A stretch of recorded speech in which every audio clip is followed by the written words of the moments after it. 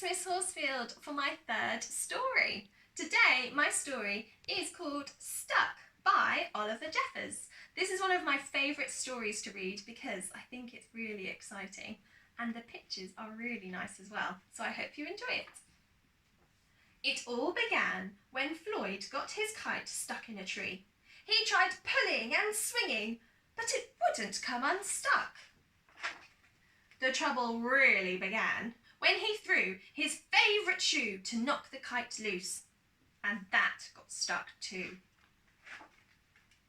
He threw up his other shoe to knock down his favourite shoe, and unbelievably, that got stuck as well. In order to knock down his other shoe, Floyd fetched Mitch. Cats get stuck in trees all the time, but this was getting ridiculous. Floyd fetched a ladder. He was going to sort this out once and for all. And up he threw it. I'm sure you can guess what happened. The ladder was borrowed from a neighbour and would definitely need to put it back before anyone noticed. And in order to do so, Floyd flung up a bucket of paint. And wouldn't you know, the bucket of paint got stuck.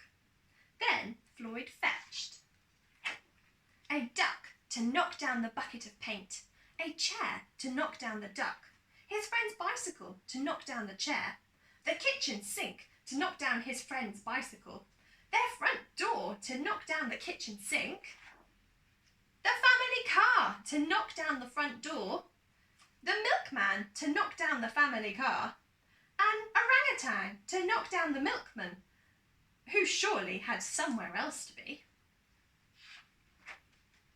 A small boat to knock down the orangutan, a big boat to knock down the small boat, a rhinoceros to knock down the big boat, a long-distance lorry to knock down the rhinoceros, the house across the street to knock the long-distance lorry,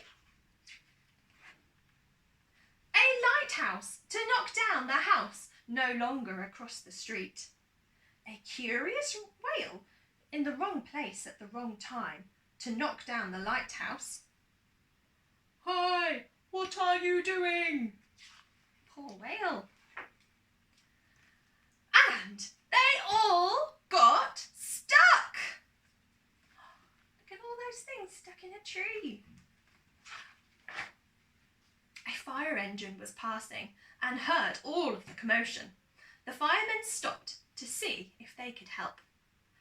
And up they went, first the engine, followed by the firemen, one by one. Can we help at all? And there they stayed, stuck between the orangutan and one of the boats. Firemen would definitely be noticed missing, and Floyd knew he'd be in big trouble. Then he had an idea and went to find a saw. What do you think he's going to do with the saw? He lined it up as best as he could and hurled it up the tree. And that was it. There was no more room left in the tree, and the kite came unstuck. Floyd was delighted. He had forgotten all about his kite and put it to use immediately, enjoying the rest of his day very much. That night, Floyd fell asleep, exhausted. Though before he did, he could have sworn there was something he'd forgotten.